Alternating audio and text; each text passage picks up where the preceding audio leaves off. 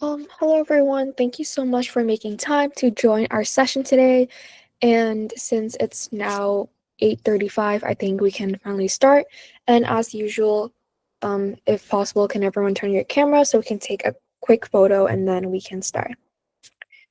Okay, I'll just count from 1 to 3. 1, 3.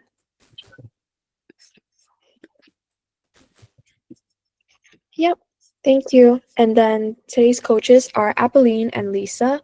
And yeah, you guys can start. Hello, everyone. Am I audible?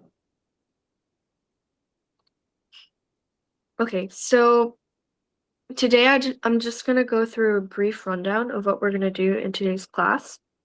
So first, we're going to do a quick warm-up. We're going to do an icebreaker where we'll assign you a resolution. Shouldn't be too hard. And then we'll give you 2 minutes to prep.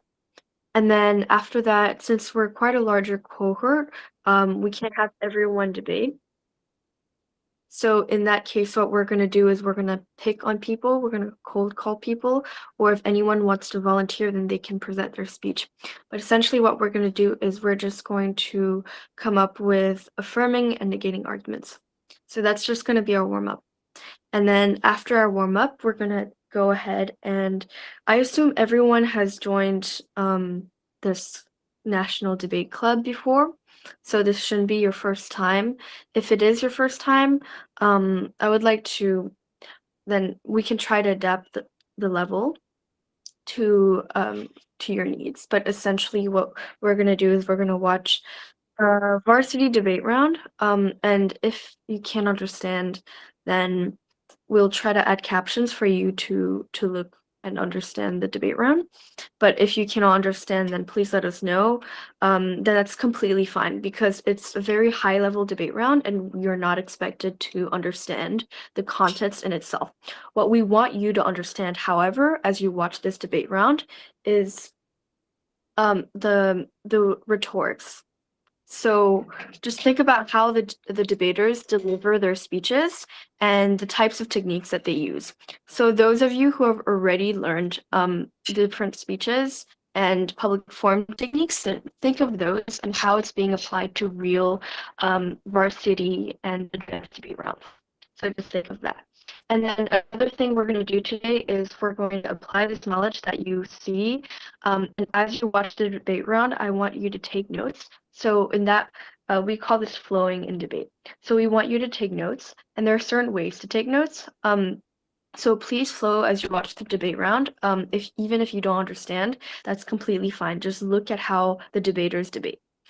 Okay, and then afterwards, we're going to do another resolution. So we're going to give you a resolution, and you're going to have 5 minutes to prep. And for this, we're going to do a different activity where some people will present 1 minute speeches. And then as you present 1 minute speeches, right after that, people are going to improvise on the spot and come up with rebuttals. And we're going to either select people or you're going to volunteer to do that. If there's volunteers, then we won't have to select people. But we want this to be a very engaging class for everyone. Okay, sounds great.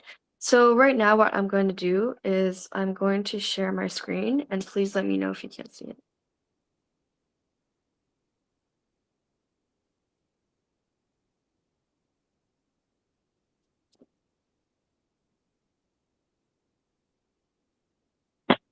Wait, Lisa, do you have access to the slides? Because I think I just lost the link. Yeah, I do. Okay, could you try to share if that's okay? Yeah. Bypass system privacy.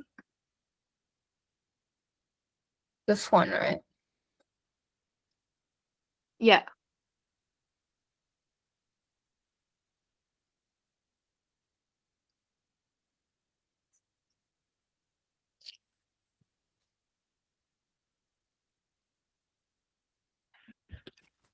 Oh wait, can you like go through a few slides? Because I think those were from previous lessons. Go to the next few ones.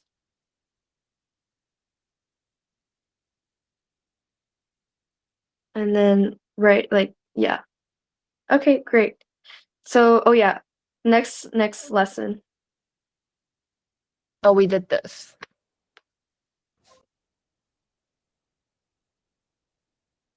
Is this the one? Yeah, you're muted.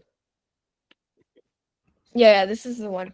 Okay, so basically what we're gonna do is we're gonna put a 2-minute timer, and we want everyone in this 2 minutes to just brainstorm arguments for any of the sides. So you have to choose the side for this resolution, and it reads, the benefits of Hanoi's decision to ban petroleum motorcycles outweighs the harms. So obviously, Hanoi has not completely banned motorcycles, they still exist, but ideally the goal is to ban motorcycles in 2030. So just think of the affirming and negating arguments of this resolution. And then after that, if you want to volunteer, please raise your hand and you will present your speech. We will have 2 minutes. Does someone have a question? What does petroleum mean? It's like oil. Because Hanoi wants to move towards, I don't know if you guys have heard of this. I think you've probably heard of this, but they want to move towards electric bikes or public commute. So, are you saying that they're like making tourists do electric bikes and public boats? Okay, so basically from our research, it's not just for tourists, but it's for the entire population in Hanoi in general. They want to move towards electric motorbikes, and that means that they will have to ban conventional like oil motorbikes that use petrol. Do you understand? Not really. Okay, so you know how motorbikes function, right? They need gas, they need oil, and that pollutes the environment. So essentially they want to ban that, and they want to move towards a more renewable resource. Oh, okay, I get it. Yeah, you get it? Okay, great. So we're gonna put a 2-minute timer, and we're gonna select the first 5 people to present their speeches. And your speech shouldn't be long; it should just be 2 minutes. But please raise your hand if you want to volunteer, and after that, we're gonna share. We're gonna do first come, first serve. So the first people that want to share their speeches, and you can choose either side. Okay, 2 minute.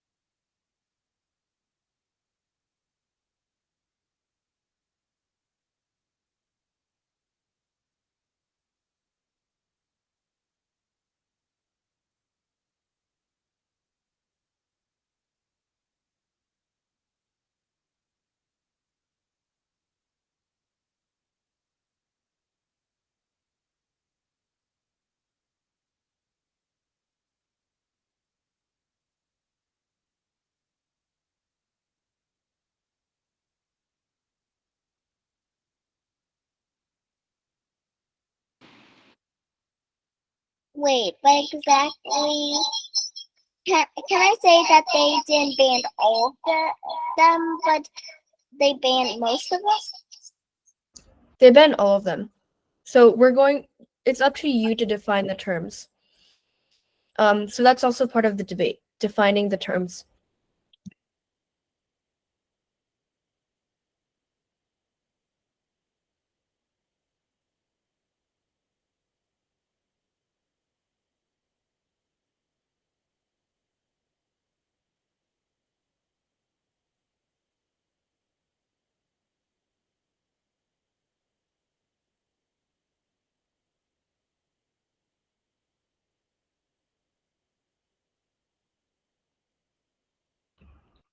"20 seconds left, everyone."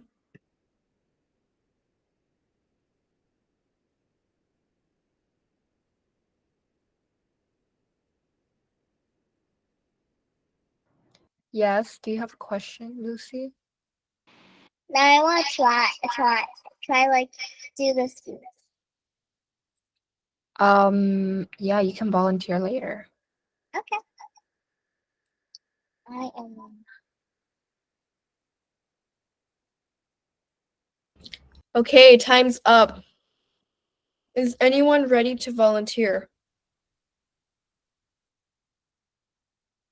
Okay, Lucy, would you like to give your speech? Okay. Hello, ladies and gentlemen. My name is Lucy, and today I will say why Hanoi's decision to ban petrol motorcycles. I'll read some. So I believe that when Hanoi decided to ban motorcycles, the gas to help the environment, it was a good thing. And here are my reasons. For my first reason is because if people keep using so much gas and all that, it'll pollute the earth a lot. And the earth is already polluted with us using plastic bottles, plastic bags, and others of that. And not really much people caring about it. And then Hanoi tries to help the environment. I mean, if they didn't, the earth could get even more polluted day by day. And it's already getting polluted a lot. So getting it even more polluted could like ruin it, because like it would pollute the air, the gas, etc. For my second reason is because like if Hanoi didn't do this, then our earth wouldn't really be the same, because like as I have said, more people would have polluted and it wouldn't have been good. I mean, it's already not good to pollute, and Hanoi is just trying to help to try and protect the earth. That's it for listening. That's very awesome. Okay, thank you, Lucy, for volunteering. Can everyone clap for Lucy for being our first volunteer? Thank you. Great job. Great speech. You had some good points there. Okay, we have a second volunteer. So, Miss... Sorry, your name's a bit long. Hồng Thủy Trung Thi. Luna. Her name's Luna. Oh, yes, Luna.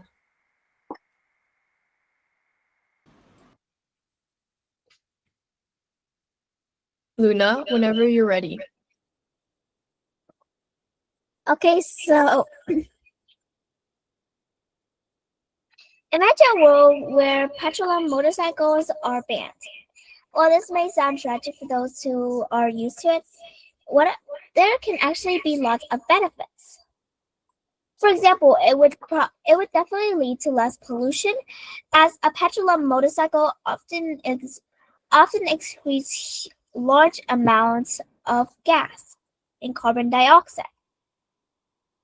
But electric vehicles generate basically nothing, and apart from the minor inconvenience of having to charge, then apart from that, you wouldn't really have anything to worry about.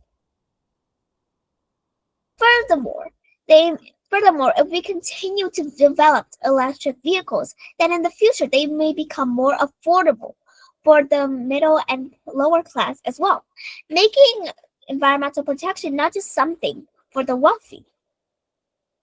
And the worst case scenario, by banning petrol and motorcycles and using better alternatives, is basically you may get to school slower. But even that's not likely. But the best case scenario, by not banning petrol and motorcycles, is that you can just still ride them. Furthermore, banning them may make vehicles more accessible for lots of teenagers, as you only have to be 16 to operate an electric bicycle. But you have to be like 18. You have to legally be an adult to actually obtain a motorbike. So not only would it make it more accessible, but it would also help our environment.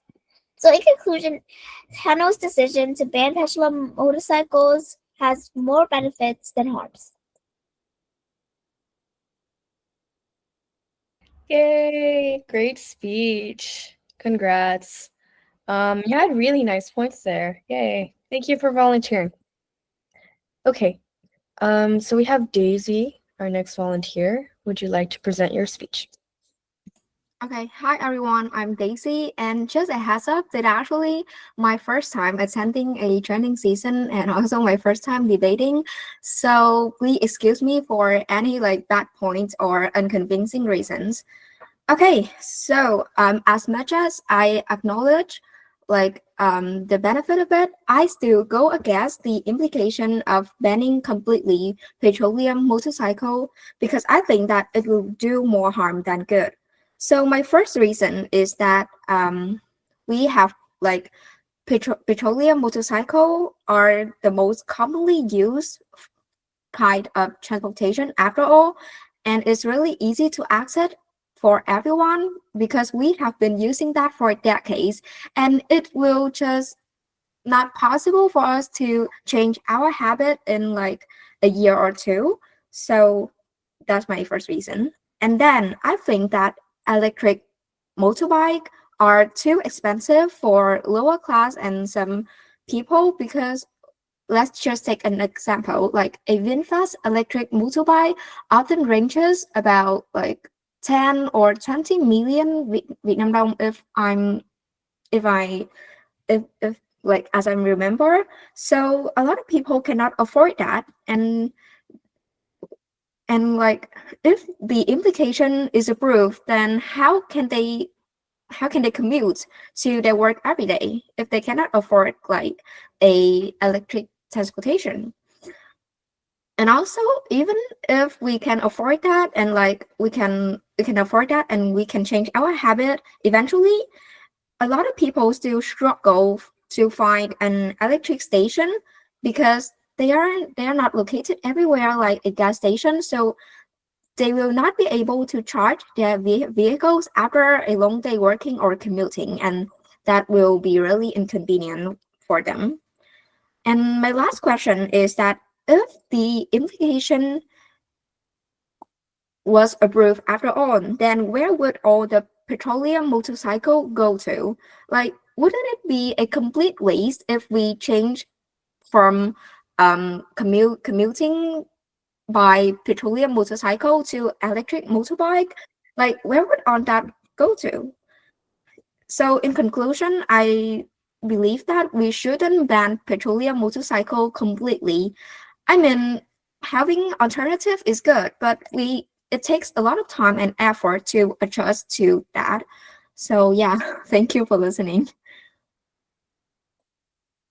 Thank you. Actually, that was really nice. I'm surprised it's your first time debating because all the points that you mentioned, it was really, really important to take into consideration, like what you mentioned about the cost. I think that's really important, and also the fact that Vietnam has not established a complete public system yet. Even in Saigon, we're just starting off with metro, and most people are conventional. Our conventional method of transportation and commute is motorcycles. So I think that's really important to mention. And then you also said the charging ports will be completely overflooded with people, and it will take time from people's days, and it's just inconvenient in the first part. So thank you for taking on a new side to the resolution, since most people advocated for the AF, but that's great. Very impressive. Thank you. Okay. Next we have Michael Lay. Well, actually, my name is Tintin. I just go to the different accounts. Okay. My bad. So my Whenever speech you're ready. Okay, so my speech was taught in 3, 2, 1. The problem of Hanoi having motorcycles is actually really huge. Motorcycles can produce a lot, actually. According to the MIT Climate Portal, they actually said that petroleum vehicles can actually produce up to 350 grams of CO2. So that's why I believe that we should ban petroleum motorcycles in Hanoi due to various reasons. So the environmental impacts of petroleum motorcycles are actually huge. Petroleum motorcycles can actually increase air pollution. It can increase fine particulate matter, which is also known as PM 2.5. These, particles that are actually really small that I cannot see, and also CO2. Electric vehicles could actually save about 66% of PM 2.5 and 87% of CO2 in Hanoi. Also, the MIT Climate Portal also indicates that EVs could reduce a lot of carbon emissions, only making about 200 grams of carbon emissions. This is a huge change because petroleum vehicles creates a lot of greenhouse gases. Scientists claim that when we have greenhouse gases fill the atmosphere, it could warm the earth. This is what scientists call the climate crisis. And this creates a greenhouse effect which can damage wildlife. This could possibly be harmful not only to plants and animals, but also to humans as they have to adapt to the new environment. This creates environmental issues. So that's why I believe that we should ban petroleum motorcycles in Hanoi, and I'm happy to debate this case. Yay, great speech. Very powerful, very enthusiastic. That's great rhetoric right there. Very nice presentation. Okay.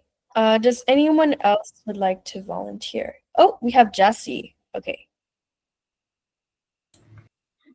So this is my first term debating, so I kind of shy. So if I make any mistakes, so please forgive me.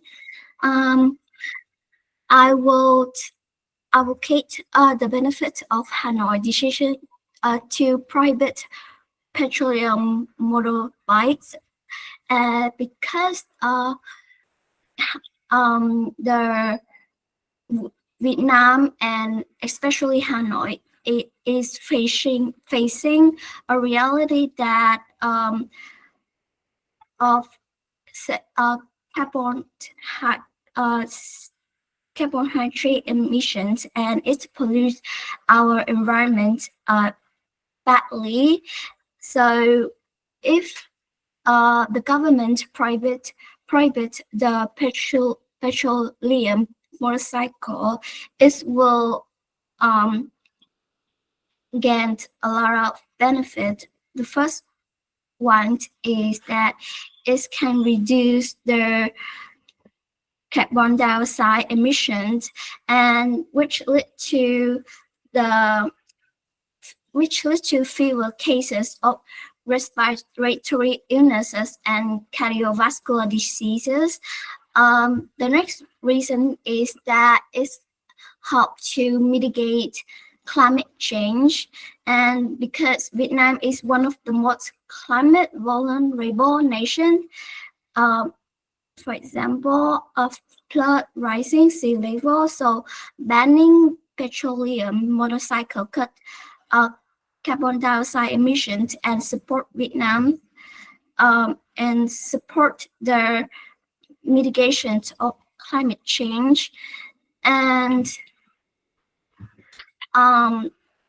when the implications of this, the implication of the government apply these prohibitions will encourage the citizen to use more public transportations like buses, trains, metro, so which will lead to sustainable mobility. And that's all. Thank you for sharing. I was just looking at the chat, and many people have been saying you've used a lot of like really relevant vocabulary, like the mitigation of climate change. I think that's really suitable in this debate. And then also, just overall, it was nice flow in your speech. Okay, great. Okay, so we have a few more people. We'll be taking one more volunteer, and then we'll be moving on to the next activity. We'll still have more opportunities to debate in this class. So if you've not debated yet and you do want to debate and volunteer, you will have that chance. Just raise your hand in the future. Okay, so last person we have Pony. So, my question going to start with ladies and gentlemen, today I stand firmly in support of Hanoi's decision to ban petroleum motorcycles because the benefits clearly outweighs the harms. First, environmental protection. Hanoi has one of the highest air pollution level in Southeast Asia, with motorcycles being the primary cause. By eliminating petroleum motorcycles being the primary cause. The city can strictly cut emissions, improve air quality, and reduce the burden of respiratory illnesses. Cleaner air means longer, healthier life for millions of citizens. Second, economics progress. This policy will encourage the development of green industries such as electric vehicle and renewable energy, creating jobs and fostering innovation. It also reduces the dependence on imported petroleum, make the city more energy secure and future focused. And finally, public health and quality of life. Less noise pollution, safer urban planning, and healthier citizens all contribute to a more livable city. The short-term inconvenience of transitions is nothing compared to the long-term survival of future generations. For these reasons, the benefits of the ban are clear, tangible, and lasting. Thank you. Thank you, Pony. You had great impacts in your speech. I think that's really important debate. Okay, wait, Lisa, could you move on to the next slide? Yay, okay. So this, I just want to preface with everyone, this is a very advanced debate round, so you're not expected to understand the content in itself. What I want you to realize and what I want you to notice as you watch this debate round is the rhetorics and the debate style of the debaters themselves, how they present themselves, how they address arguments. So think of those questions as you watch this debate round. And if you can understand the content, please note down, please flow the arguments that are being presented during the debate round. So that's only if you understand the topic. But if you're less experienced, if you're completely new to debate, then you don't have to do that. I just want you to get a look at how PF debaters at a very advanced level debate. Wait, Lisa, could you skip to rebuttals? I think those are nice. Thank you. Time. Oh, yeah. Can you guys hear it? Yeah. Everyone's ready. Time starts now. Go to their first contention, and first of all, on their subpoint A about these undersea cables, a couple problems here. First, we would argue that the innovation they are talking about happens regardless. That's because there's an independent incentive for the world to upgrade their security absent great power competition.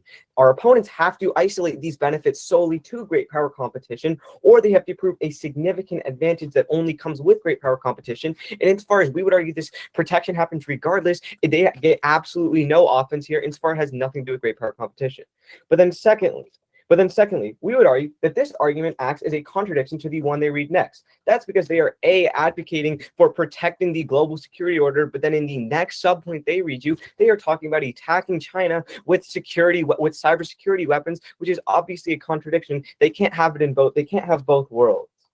But then go to their actual impact evidence. It's absolutely terrible. The O'Connor evidence they sent us is talking about an increase in the DRC. It has absolutely nothing to do with great power competition. It has absolutely nothing to do with the South China Sea. It has absolutely nothing to do with the investments they talk about in Micronesia. With that being said, let's go to their next argument about the South China Sea. A couple responses. We would argue that China always has an independent incentive to attack, because China would have an incentive to take over the South China Sea regardless of great power competition. However, our opponents are the ones who are starting the game of escalation and militarization. By their own argument, they're literally militarizing the South China Sea. We can no longer cooperate militarily by their own argument, as Palmer 22 explains that Beijing canceled US-China military discussions after Pelosi's visit and after the United States is ramping up the militarization and doing exactly what our opponents are advocating for through great power competition. But then again, their argument here, in their case, they tell you that the United States is increasing the amount of cyber strikes, or at least the cyber strike capabilities against China, which is again a absolute contradiction to their previous argument about trying to enhance the global security order through these cyber cables. But then read their actual evidence. It's absolutely terrible again. They tell you that 44 million people have gone into poverty. There's a ton of problems here. A, it has nothing to do with the South China Sea, the argument they are talking about. B, it has absolutely nothing to do with great power competition. But then C, it's a holistic thing about the entire developing world. Again, it has absolutely nothing to do with great power competition. But let's go to their next contention. Let's go to their next contention about Africa. First, let's go to the next contention about Africa. First, we would tell you that what our opponents are advocating for is an imperialist society where our opponents are just trying to debt trap Africa and use them for all their resources. That's because our opponents need to prove to you that they fundamentally care, that our opponents need to prove to you that the United States fundamentally cares about Africa and their well-being, which they absolutely don't. The United States is just trying to compete with China, the great power competition. They're just trying to compete with China, and they're going to use up all of Africa's resources. They praise the Belt and Road Initiative and great power influence over Africa is good, but it is bad because it increases dependence by their own argument on world powers and is simply debt trap diplomacy. Gerstle 21 tells you that the Belt and Road Initiative uses loans that often come at commercial interest rates. It also leaves many with unsustainable debt. For example, China is funding a high-speed rail line in Laos that will cost equivalent to half the country's GDP.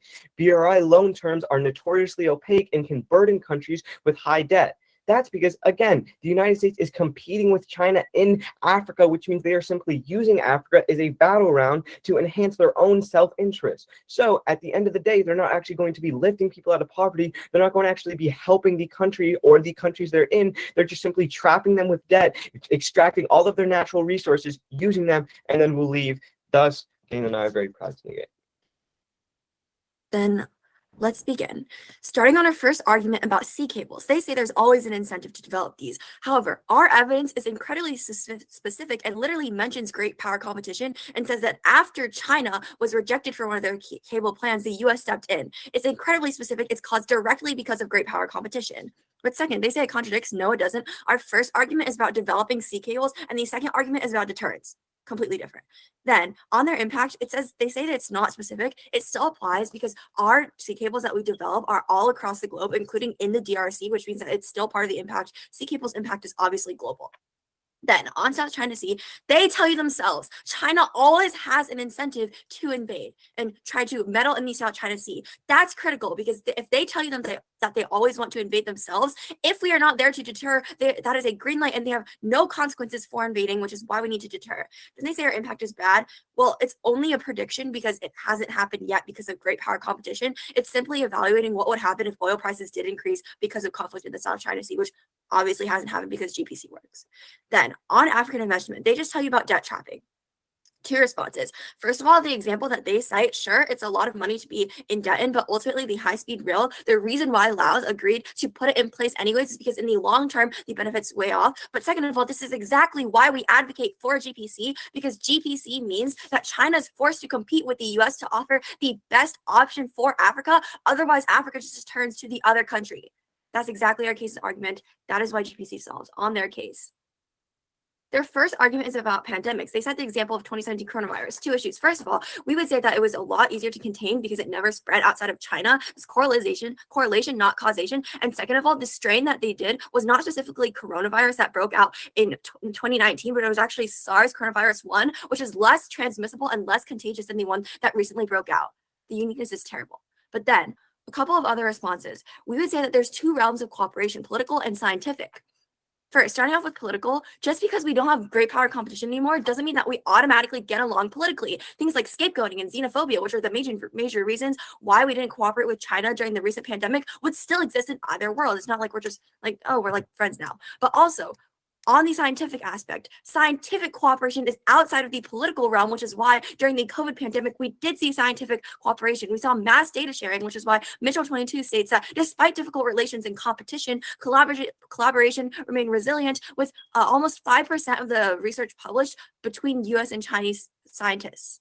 But then finally, moving on to their next contention about Iran, we would say that, first of all, the US is not turning a blind eye on Iran. As recently as 2022, we've been working towards denuclearization, military development, and like removing their military capacity. But second of all, I would say you can turn this argument because Russia backs Iran. So as long as our GPC focuses on Russia, Iran like obviously falls under that umbrella. But third of all, we would say that Iran has been emboldened for decades. We don't know why this is the triggering point. Fourth, we would say that the US military is really big. They don't have to like focus on only 2 powers. We can still tell if they do something suspicious. And finally, the US supplies so much aid to Israel. We literally have a permanent military base there. So even if we aren't paying attention to Iran, we are paying attention to Israel. They're still protected, no chance of conflict. Then on lethal autonomous weapons, big turn. Lethal autonomous weapons are really, really good because they're more precise, which means that CFR states that there's less human collateral, which is on net benefit because even if we do have conflict, it's killing less people overall. But also, we would say that there's always going to be an incentive to develop these weapons because they're cheaper, need less troops, and have less overhead investment, which is why China and Russia are always going to develop it. And their link is specifically about cooperation, decreasing an arms race. No matter what, even if the US is not involved, there's still going to be an arms race. There's no uniqueness to this link. And finally, both their second 2 contentions rely on miscalculation. Miscalculation is super improbable because things like mutually assured destruction, which is why we haven't seen miscalculation happen in so many years. Okay. So your second argument is about deterring China, right? And one of the main ways we're doing this is with cyber strikes. I mean, that's one of the ways we're doing it. Okay, so if you're advocating for increasing the amount of cyber strikes, wouldn't you argue against one of the biggest countries in the world? Wouldn't you argue that on net you're actually worsening cables and maybe cable infrastructure globally? Just because you do a cyber attack doesn't mean it's on sea cables specifically. Well, They're 2 I mean- completely different topics. isn't your first argument that we're super dependent on these sea cables, which is why they're a prime target? So logically, wouldn't we probably launch these cyber attacks on them? I mean, I wouldn't say so because we've launched cyber attacks in other ways before. But the second thing is that our first Then what's argument is about like innovations and new developments of sea cables. Just because we launch a cyber attack on a Chinese sea cable doesn't mean that necessarily impacts the overall cable system as a whole, because we would say that the US still has large control of the majority. Can I take a question? Yeah. Okay, so on this argument about pandemics, right? So when we have like this type of cooperation, we need scientific cooperation, correct? Yes. So in that case, why do we need to get along like politically and stop competing militarily in order to have scientific cooperation? Well, we would argue that like the political and scientific sphere are pretty merged. Like it's not like it's two separate spheres. But why? I mean, like if you're also like also a lot of like the funding that was done for vaccines was government backed. So if the government is backing these projects, they're not gonna want to back people, especially if they're gonna compete. So the United States is competing with China, right? So if the government is backing a lot of these projects, they're not going to want to back projects that are collaborating with the enemy because it also benefits the enemy. That's why during COVID, China and the United States were developing vaccines separately, and China's vaccine was far worse than the United States's, which I mean, by your point, we should have seen this. Their vaccine should have been great. Can I take your I question? mean, but I would say that's not true insofar as our evidence finds that like they did do a lot of cooperation scientifically. But yeah, you can take a question. Okay, perfect. Let's talk. Okay, let's talk more about your sea cables, right? So, Yeah, sure. where specifically has Great Power Competition benefited these sea cables? Is Micronesia your example? Like one specific example of was Micronesia, where the U.S. filled in where China left, but we see that U.S. has sea cables like across the entire world, and Well, largely sure. like even if it wasn't a specific trade-off, there's still the big competition between the market because the overall narrative of like the sea cable industry in the U.S. is that like, oh, China's sea cables are with like Huawei and they're like corrupt and authoritarian, so they're trying to combat those. It's still overall part of great power competition. But you have to isolate the benefit. Okay. All right. So Okay, first I on pandemics, the first thing to talk about is how like it's easier to contain and it's correlation, not causation. SARS not. Here. Okay. I will provide you with the link to the video in the Google chat. But right now, we just want you to discuss amongst yourselves. What are the different techniques that were used by the debaters? If you've learned, if this is not your first time in the debate club, how did they articulate the ideas? It was very strategic. So what is the strategy they used? What are common phrases they use when the debate? And then, for example, and anything else you noticed in the speeches. They can be anything from delivery, rhetorics, how they attacked the opponent's cases. Just think of all these different components that made it that made their speeches so effective and very easy to follow through as a judge. And when you're ready to share your response, just raise your hand and we'll pick on you and then you'll share your reflection.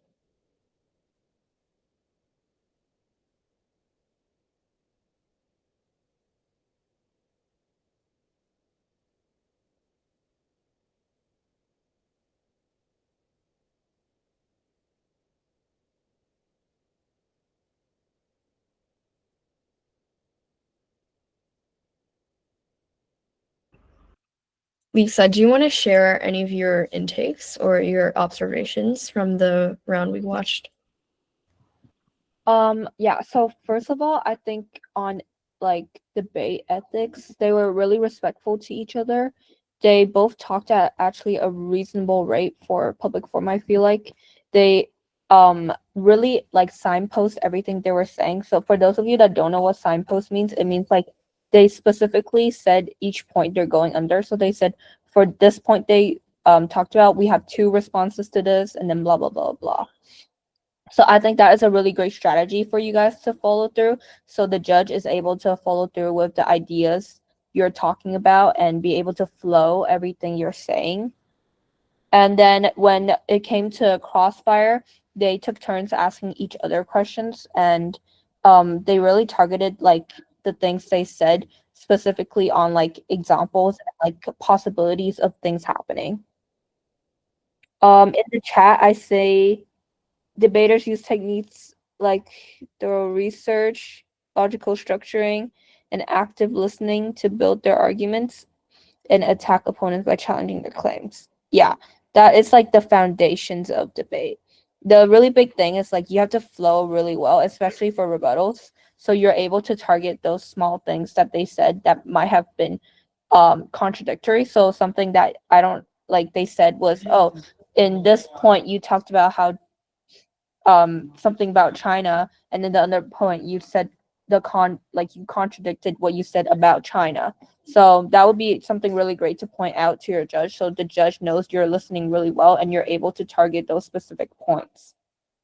Lucy, do you have something else to add? I like how they were confident, and also they gave evidence for their reasons and other stuff.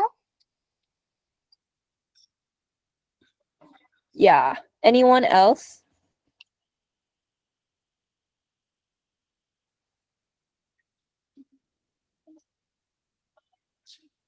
Okay, so I mean, for me, I just noticed, I just wanted to add on to what you said, Lisa. I definitely agree. It was very logical and very logically strategic in a way that they knew exactly what to respond to, how to respond to, because they were also very calm and very composed. It was there was like a clear strategy behind that. So they went like case by case, as you mentioned. They were signposting really well, and that's partially because they flowed really well. So they knew exactly what arguments to target and how to target it in a specific way. And they used a lot of phrases like and then let's go to their case, now our case. It's very clear for the judge. So we have someone else that raised their hand. Ask me a question. Oh yeah. So someone said, I think the guy using ask questions to the opponent to make them weaker and then get more mistake when they talk, like probing questions can expose inconsistencies, lack of knowledge, or flawed logic in an opponent's argument. Yeah, that's pretty much the whole point in the debate, is to target like really niche, like as Lisa said, like target examples so that it's harder to provide like historical examples, and to target like more niche arguments that are hard to defend. Okay, should we move on to the next slide? Okay, so now that we did the icebreaker, now that we watched an example, it is your turn. So what are we going to do now? So first, we're going to select a debater, or a debater is going to volunteer to present a 1-minute mini case. So 1-minute constructive speech for those of you who don't know yet. So essentially constructive speech is just like a bunch of like main arguments, like supporting or like negating the main resolution of the debate. So this is just like your first speech in a debate round for those of you who don't know. And then another person that we'll select sits in the hot seat and has 30 seconds to attack it immediately. Like right after that person presents that mini case, right after that, that person has to unmute and has exactly 30 seconds to attack it. And then if we have more volunteers, then we'll have another person attack their case. And then after all those people attack the case, we're going to return to the debater that presented the case initially, and we're going to give them an opportunity, 1 minute, to respond to the rebuttal. So essentially frontline in that case, and just defend their main arguments again. So this requires a lot of thinking on the spot, a lot of improvisation, a lot of, I think, critical thinking, because you're thinking on the spot, you're using your prior knowledge, and you're using your debate skills to project your ideas in a way that's really instantaneous. Okay, and then for the rest of us, we're gonna please remain respectful. We're all here. We want to be supportive of each other. We need to remain respectful. We need to respect each other's values, and we will reflect on how that rebuttal or how that activity went between these debaters. And then after that, we'll have another hot seat round. But then we just want to make a few comments, how it went, how they engaged with each other, how they debated. So, and that you can either unmute or you can write it in the chat. So without further ado, oh, hot seat is just the name of the activity. It's not like a real hot seat that's burning your butt. That's not. I just want to preface to everyone. That's a metaphor. That's not real. Okay, so wait, what is the motion? We'll move on. It's on the next slide. So the motion is resolved. The United Nations has failed in its mission to maintain peace. Okay. And what does that mean? Okay, so we all know what the United Nations is, right? And the goals and the mission of the United Nations. I think the United Nations is the States of America. No. No. They're mainly Russia. I think. It compromises many countries, and essentially it's I would say it's like a union or an organization that was formed after World War II to address war damages, and they wanted to impose war reparations, and one of its main goals and missions long term was to maintain peace and to prevent the outbreak of another Third World War. So that was the initial mission of the United Nations, and then within that they also wanted to preserve human rights. They branched out into these different councils, like the Security Council, the Human Rights Council, and if any of you guys do Model United Nations or MUN, then you will be very familiar with the United Nations and its main purpose. So without further ado, we will give you let's give you, I think 5 minutes is too long. Let's give you 2 minutes of prep, and then afterwards we're going to select people, or you're going to volunteer.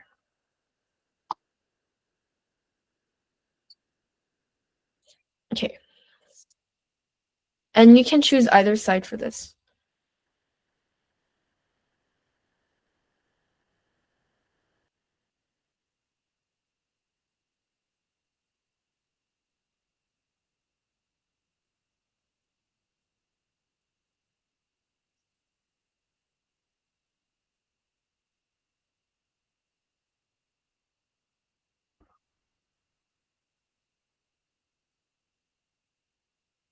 The rebuttal is, I think, 30 seconds, so it's really short. But we can extend it to a minute because I think it's too short. The rebuttal is 1 minute.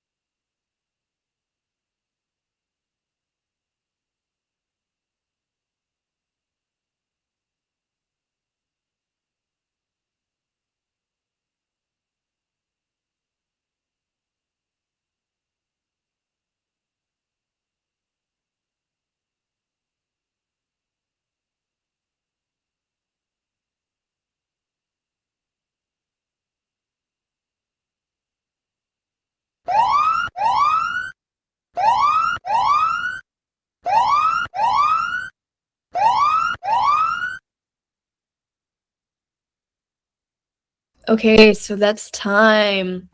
Do we have any volunteers to present their 1 minute constructive speeches?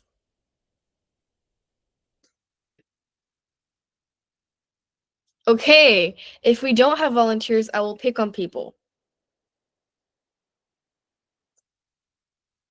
Last chance. Let's pick on people. Okay, we're gonna pick on some people. So we will have some rebuttal or what? Minle, can you present your 1 minute speech? And for rebuttals, can we have... Okay, Luna, do you want to be rebuttals? Can I do a rebuttal? Okay, sure, great. Lucy, you can do rebuttals. Minle, you will present your constructive speech.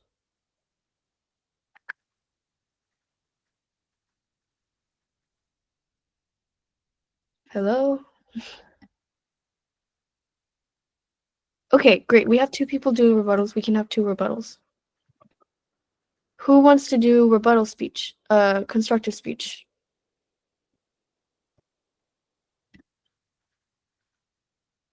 Min Le Nguyen Thi Thuy. Hi. Hello, are you ready? So do I give the constructive speech? Yes, 1 minute. Okay, I will time myself. This is my first time doing TF. So No worries. I apologize for it. No worries at all. Thank you so much. And my speech will start in 3, 2, 1, go. We believe that the reality is different and how UN will actually save the allies because the UN will veto their intervention, they will shield their allies and they prevent actions, right? That means that the UN's most important partners ever, like never again from Rwanda or any collective security after World War II, it was going to be broken again in Bosnia and Syria and Ukraine, like that and together, right? We believe that people are dying, the UN is present, and they are literally powerless. So 3 things to debate then. Number 1, the most vulnerable will be affected, right? It usually take the best case for the UN, which is humanitarian aid in some cases, and they're the ones who the UN most considerably affected, right? For example, in Rwanda in 1984, so many people were slaughtered by the UN and didn't even care, and they were even using chemicals against civilians, and then Russia's veto against the Allied Security Council and Myanmar, there were so many acts of country that diverting them were unchecked, and it was so much more weaker with the UN, right? More importantly, in the series of the world's weakest, UN lifeline is literally broken the promise of any peace they have, right? It's not the festivals of really perfection, but they actually have some of these organizations. They're giving coalition to people, and they aren't even willing to act without going through Security Council veto, right? Number 2, then, you believe that norms do not really save lives, though. The UN would say, oh, UN strict norms, laws, and dialogues, but norms without enforcement, they are really meaningless, right? They're literally using peacekeepers to kill people. They're using aggressors to literally calculate any condemnation. The UN says really retort, right? But then still, in Ukraine, after years of UN resolution, is not unsatisfied to still cut in cycles despite decades of UN trying to do stuff, right? These things are so-called rules-based orders. They're not going to have people. They never gave any legitimacy and use and essentially convince people that there are really no victims. Because oh, number 3, this you believe that you are just entrenching the inequality of power, right? Up by saying that oh, you will get everything by the voice, but the reason in the Security Council, they're given a highest direct, the PI or the P5 countries, they're deciding to play the world. The global South Ocean, right? They have the victims of modern conflicts. They have no reason at all. They're trying to maintain peace, and there's even no domination to any two powers. Rather, meaning that the concept here is that they will not have any solved conflicts at all. They're giving the interest in the people of the powerful, and in practice, they will have so much more resentment. There's going to be weaker, more tyrannism, and there will just be more power against people who actually perpetuating the inequalities of war.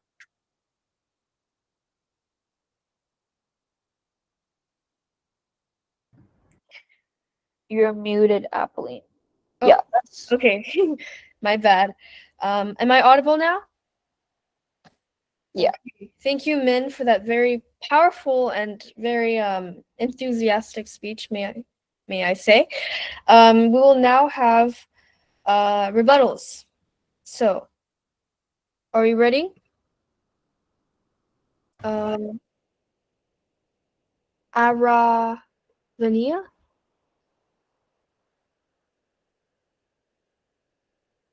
Aravania and then Lucy.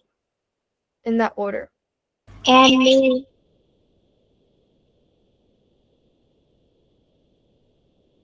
Aravania?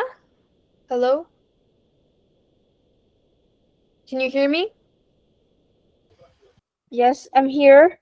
Okay, 1 minute for your rebuttal speech. So you know what to do. You're refuting his arguments he just presented.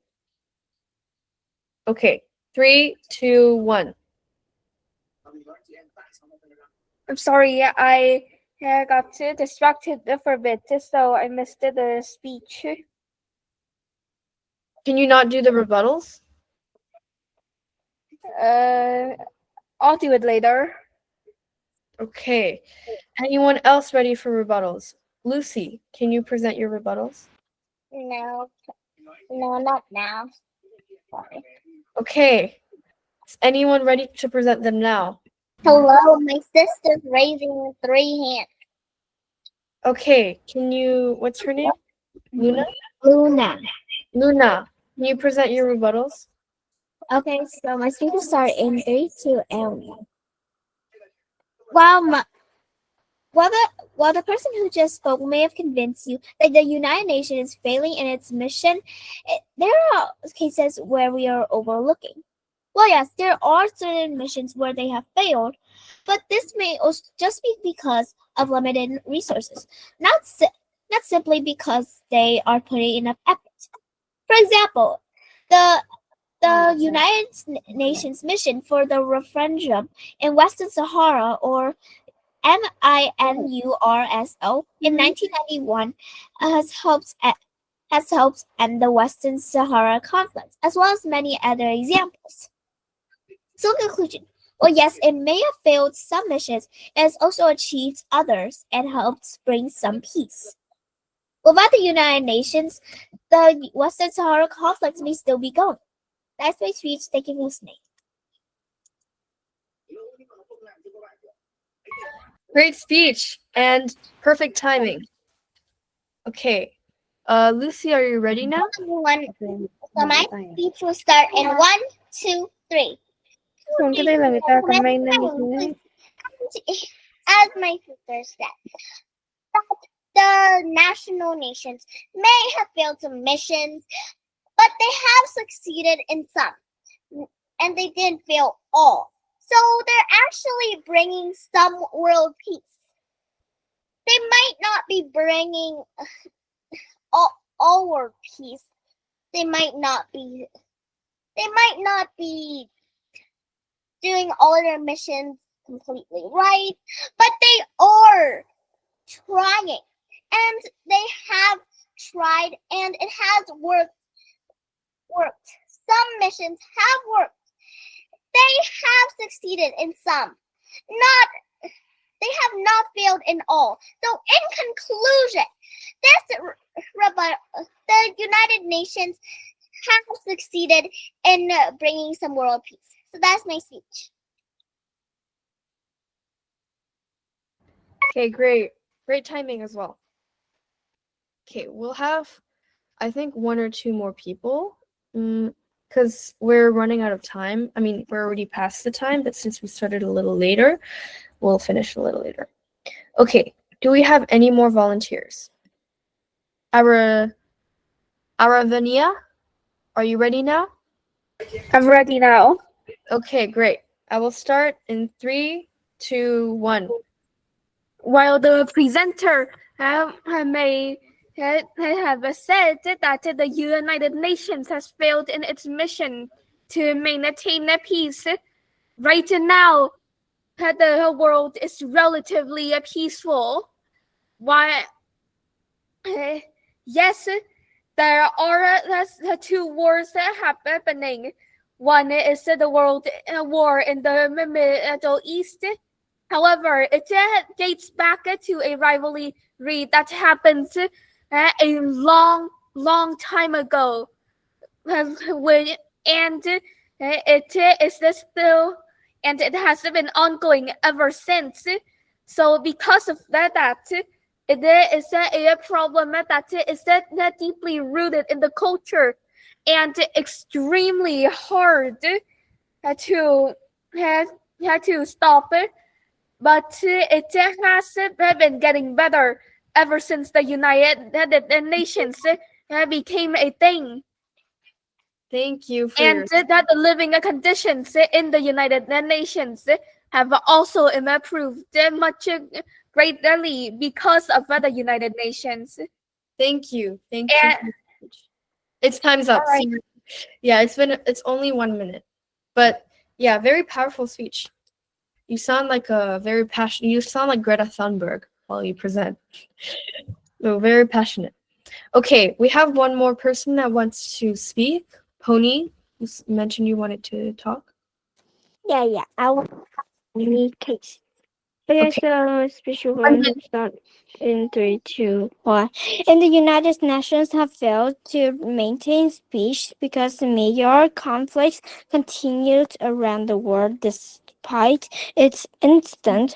For example, the wars in Syria and Ukraine shown that the UN could not prevent mass civilian death or stop aggressors.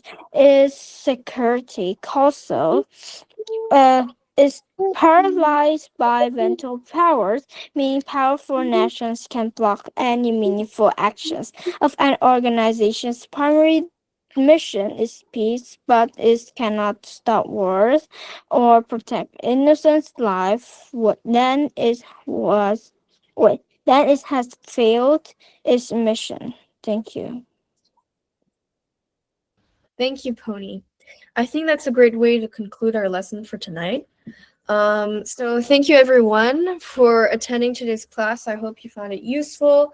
I will be linking the video of the example debate round we watched earlier right now in the Google chat, so please save that to your device.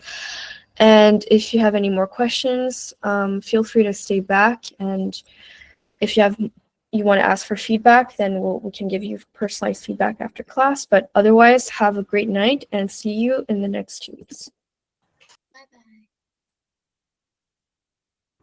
Bye, guys. Thank you. Goodbye.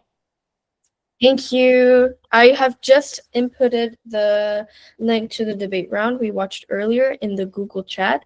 So go ahead. You can go watch it in your own time. And have a great rest of your night. Bye-bye.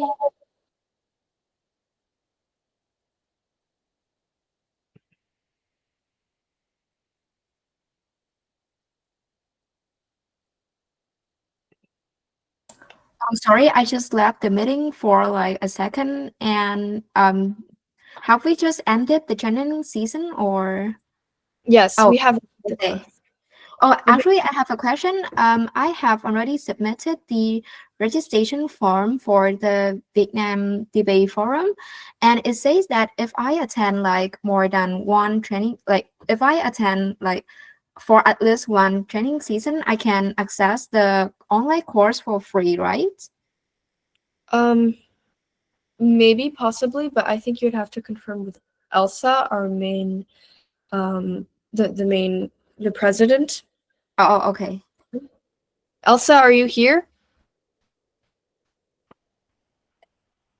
Okay, I don't think she's here, but if you could try to reach out to her, if you want, I can try to ask her for you, and I'll let you know. Okay, But- sure. Do you need like my email address? Sure. Okay, I will send it in the message here. Okay, thank you. So your question was essentially that you have the training for free? My question is that, like, can I access the online course for free? The online course of like John Hopkins, I think. Oh. There isn't a Johns Hopkins course, but I think there's a public forum debate course online. Oh yeah, I meant that. I'm just confused. I mean, yeah. Oh, okay. Then that's it, I think. Mm-hmm. Okay. Oh, by the way, I just wanted to advertise this to everyone since this is a perfect opportunity for those of you who are still in the meeting. Our school is hosting a fall debate invitational, and we're hosting 2 tournaments. So one is for public forum, and that's happening November 14th to 15th. And then the second one is for also public forum and WSD. So if you're more familiar with WSD, you can participate for WSD, and I will send you the link to that right now. However, you do need a coach if you're interested in those debate tournaments. So if you have a trusted adult that can sign you up, then that would be much appreciated. So Okay, I will. so now can I leave? Yeah, everyone can leave unless you're interested in the debate. Okay, bye. Bye.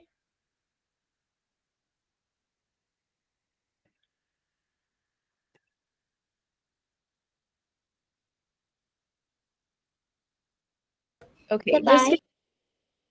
Bye, guys. Give me a few seconds to get the link. For those of you who are interested in our school's tournament, it's in Saigon. Oh, so we have to attend in person? Yeah, it's in person. If you're in Saigon, then that's good. But if Oh you... no, because I'm Oh. actually studying abroad in Canada, so I cannot be back until. Oh Yeah. God. Oh, but there's another one online if you're interested. Oh, yeah. Okay. Wait, just give me 2 seconds. Is anyone else in Saigon or Ho Chi Minh?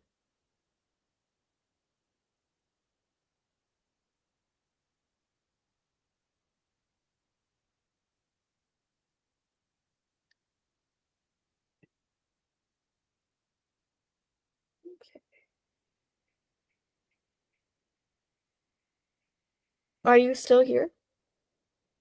Hi, Daisy. Yeah, I'm still here. Okay, just give me a second. I'll give Sure, you the, just take your time. how long have you been in Canada? Like literally 2 weeks before school starts, so it's been like 1 month now. Oh, wow. So you just moved to Canada, right? Yeah, Well, that must be a huge change.